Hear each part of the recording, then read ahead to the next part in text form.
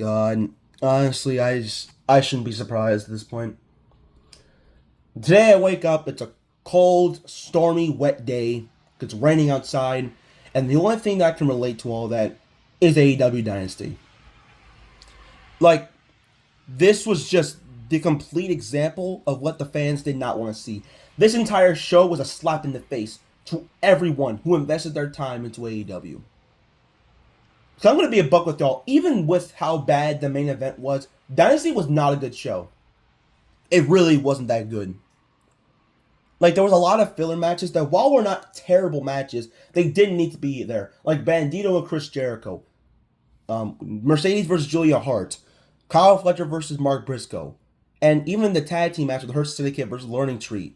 Just matches that could have been on Dynamite or Collision.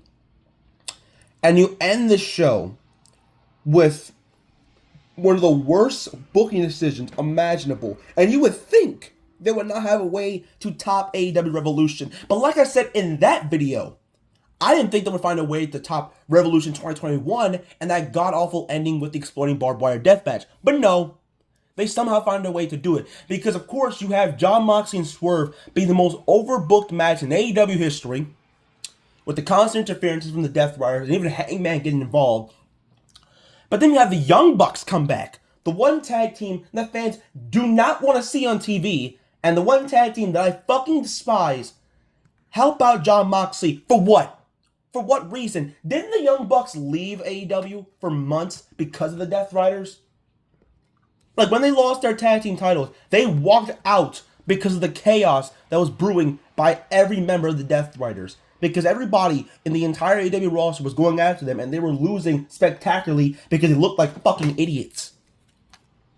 But the Young Bucks, who created the Elite Takeover storyline, which was already a bad storyline because they focused so much of that on the All-In footage, which was a bad look for the company, because it was very obvious who fans were taking someone's side, which was, of course, CM Punk's side. And then you have them now come back, and they attack Swerve Strickland for literally zero reason. Now, was he a part of the Elite storyline? Yes, of course he was. Because he was the world champion. But that doesn't give me a good logical reason for why the Young Bucks, of all people, would be helping out the Death Riders. And they would be allowing Jon Moxley to retain his world championship. And they, of course, bring back the EVP role. The role that made a lot of fans stop watching the product.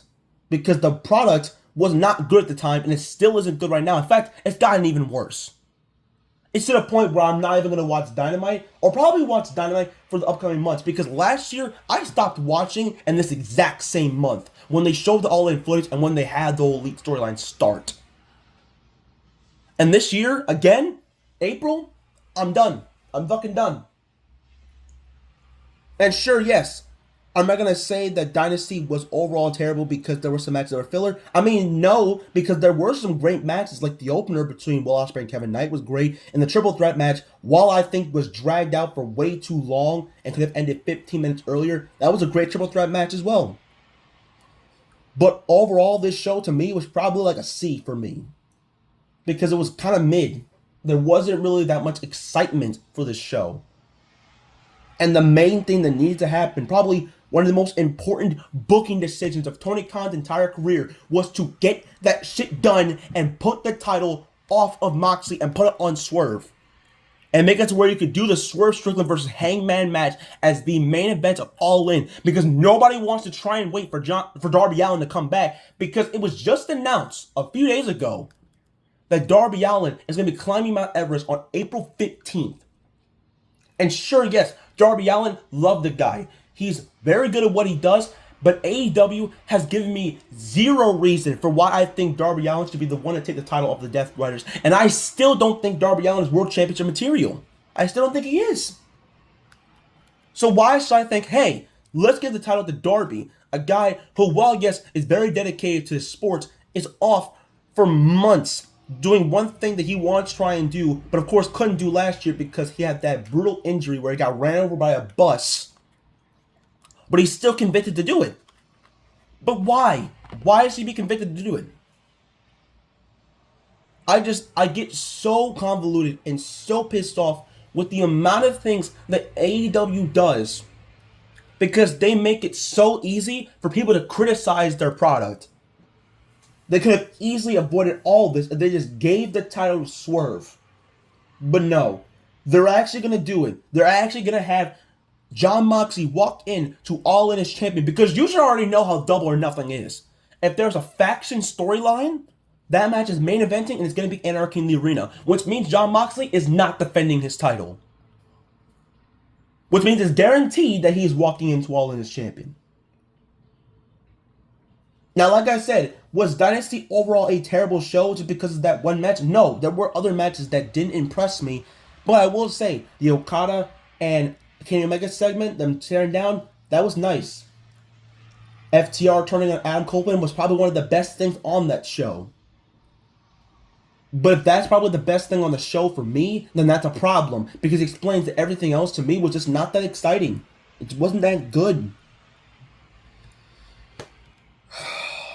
And people criticize WWE for having 5 matches on a pay-per-view. Honestly, this pay-per-view, had 13? You could have easily had like 8 matches. And that would have been fine. But no, they went overboard. And they had Anthony Bowens come back on the 0 hour, looking shredded as ever. And you have him squash Max Caster in 40 seconds, which that was great to see because I hate Max Caster. But that could have easily been on the main show. That would have gotten the fans even more excited for the pay-per-view, seeing Matt Caster get his ass kicked. But no. You have this show where it's just a lot of weird booking decisions, and you could even see the whole Dusty Rhodes booking decision for the Chris Jericho match. Like, obviously, they had Jericho win, but then you had the family, Bandito's family specifically, see that Jericho hit the baseball bat underneath the steps, which allowed Bandito to win the title, which, thank God, he won the title. I was done with Jericho's bullshit. The Reign of Terror was finally over when it comes to Jericho, but it's still continuing with Jon Moxley. Honestly, I can't, dude. Look, this is baffling. Because now that means we have 3 more months of torture. And I'm not dealing with it. I'm gonna stop watching AEW Weekly. I'm done. Like, I'm actually legit fucking done. There's nothing you can do to try and convince me that this is good for the product. Because it's complete backwards logic.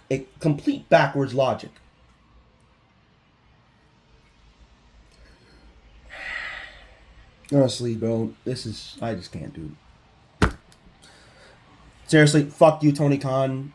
And you need to get your shit together because this is fucking ridiculous.